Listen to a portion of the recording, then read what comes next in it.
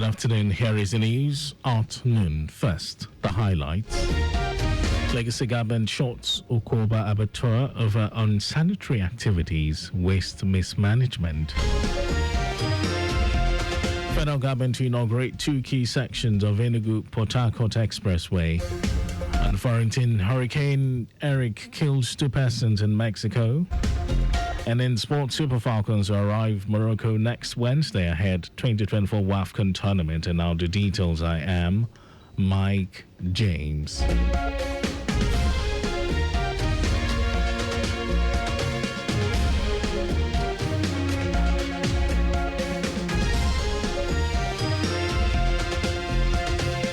Lagos State government has announced the shutting down of Okoba Abattoir over unsanitary activities, waste mismanagement and unhygienic handling of animal products.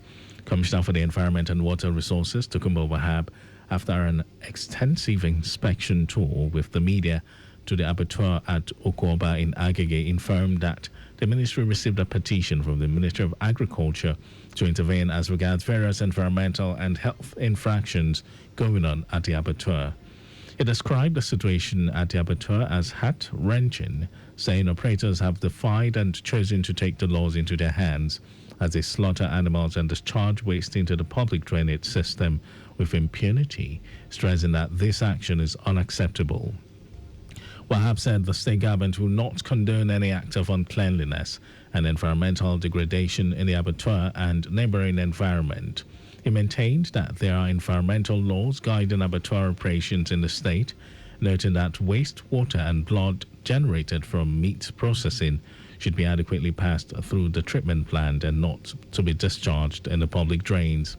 The commissioner warned that all abattoir operators must adhere strictly to the minimum benchmark of the state, saying operators cannot choose to defy or choose their laws by blackmailing people as if that is the right way of life. Lagos State government has reiterated its unwavering commitment to advancing the interests of the children as it concerns adoption, guardianship and fostering matters. Commissioner, Ministry of Youth and Social Development, Mobolaji Ogulende, said this in his welcome address at a stakeholders meeting with judges, magistrates and social welfare officers on adoption, guardianship and fostering matters in Lagos State. Ogulende said in line with the Child's Rights Law of Lagos State, the ministry has placed a high premium on what is in the best interest as it relates to adoption, guardianship and fostering. He noted that it is in line with Governor Babajide Sanwo-Olu's Themes Plus agenda as captured in the social inclusion pillar, which is about ensuring that no child, regardless of their background, is left behind in terms of proper care. In a bold move aimed at addressing the rising cost of housing transactions and restoring order to the built environment, the Lagos State Real Estate Regulatory Authority has announced a strategic collaboration with the chairmen of the 57 local government areas and local council development areas across the state. This initiative is designed to regulate and reduce agency and legal fees charged by real estate practitioners, thereby easing the burden on residents and promoting transparency in property transactions. Speaking during the meeting with the council chairman, Commissioner for Housing, Maruf Akinderu Fatai, stated that the aim of the collaboration is not only to reduce exorbitant fees being charged by some property agents, but to bring sanity to the build sector and make life easier for the average Lagosian. Akinderu Fatai said housing is a basic necessity and the state government is committed to ensuring it is accessible and affordable.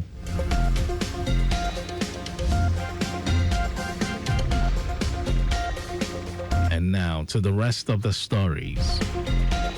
The federal government says two key sections of the Enugu-Port Harcourt Expressway in Abia will be inaugurated before the end of the year. Minister of Works Dave Umahi said this during a meeting with Abia State Governor Alex Oti in Nvosi Isiala Ngwa South local government area after an inspection tour of ongoing federal road projects in the state.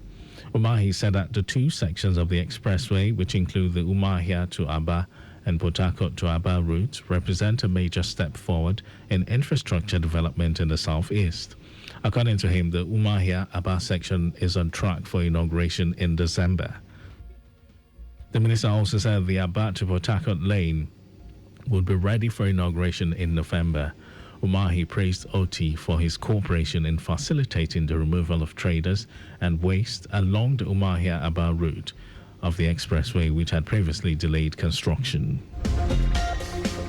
The Nigerian Communications Commission (NCC) has assured Nigerians that the recent tariff adjustment approved for mobile network operators are strategic measures aimed at improving service quality and ensuring long-term sustainability in the telecommunications sector. Executive Vice Chairman of the NCC, Aminu Maida, said the new tariffs are helping to restore profitability to telecom operators who have been severely affected by foreign exchange challenges in recent years. Maida revealed that investment in the telecom sector is expected to grow significantly in 2025, exceeding levels recorded in the past 2 years. On the tariff setting process, he clarified that Nigeria's liberalized telecom sector follows a transparent, data-driven approach. While the tariff process does not involve direct consumer participation due to its technical nature, Maida emphasized that the NCC serves as a strong protector of consumer interest by rigorously vetting operator submissions. Maida reassured the public of the Commission's continued commitment to transparency and stakeholder engagement, particularly in providing accurate information on tariffs and industry standards. And in some foreign news, Hurricane Eric has killed at least 2 people as it swept through southern Mexico, causing significant damage to coastal communities before weakening to a low-pressure system last night. Report says a man was electrocuted while helping with debris removal in the southern Oaxaca state, where Eric made landfall after handling high-voltage cables near a stream, while it also affected a child in neighboring Guerrero state.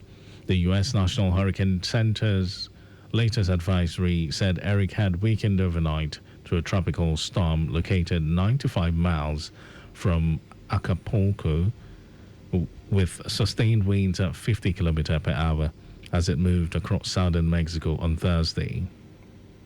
Coastal communities in Oaxaca, including Lagunas de Chachuna, home to around 2,800 people, were directly hit by the storm, which destroyed roofs and flooded streets.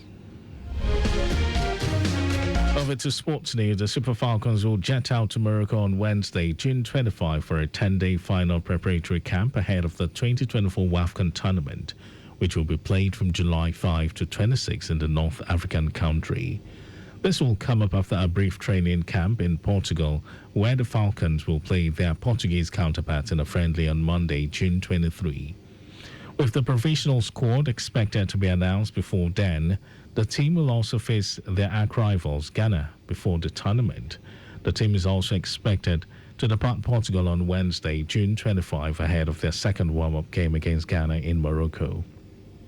Nigeria will be seeking a 10th continental title in Morocco. Nigeria has won 9 of 12 championships that have been contested since the CAF launched the event as a tournament in 1998 to become Africa's most decorated women's national team. The Super Falcons also won the lone ticket granted to Africa for the FIFA Women's World Cup finals in China in 1991 and Sweden in 1995, but there was no tournament format Africa Cup of Nations competition in those years. That was our news at 12, but just before we go, always obey road signs and traffic lights. You can follow us and like all our various social media platforms: X, Traffic Radio 961, Facebook, Lagos Traffic Radio 96.1 FM, Instagram, Lagos Traffic Radio 961. Subscribe and watch our news and programs. It's live on YouTube, Traffic Radio 961. Visit our website, www.trafficradio961.ng. You can listen to Lagos Traffic Radio 96.1 FM live on my Lagos app for timely updates. Did you know that under the Sanwo-Olu administration, 51,514 graduates applied for the graduate internship program designed to expose intent to hands-on work experience? You can get details on the Legacy Government website. To end the news, here are the highlights of the major stories. Lagos State Government has announced a shutting down of Okoba Abattoir over unsanitary activities, waste mismanagement, and unhygienic handling of animal products. The federal government said 2 key sections of the Enugu-Port Harcourt Expressway in Abia will be inaugurated before the end of the year. And we also told you that Hurricane Eric has killed at least 2 people as it swept through southern Mexico, causing significant damage to coastal communities before weakening through a low-pressure system last night. In sports, the Super Falcons will jet out to Morocco on Wednesday, June 25, for a 10-day final preparatory camp ahead of the 2024 WAFCON tournament, which will be played from July 5 to 26 in the North African country. For contact with the newsroom, send a message to info@trafficradio961.ng. That ends the news broadcast compiled by Zainab Adebeshi. My name is Mike James. Good afternoon and thank you for listening. Have a wonderful Friday.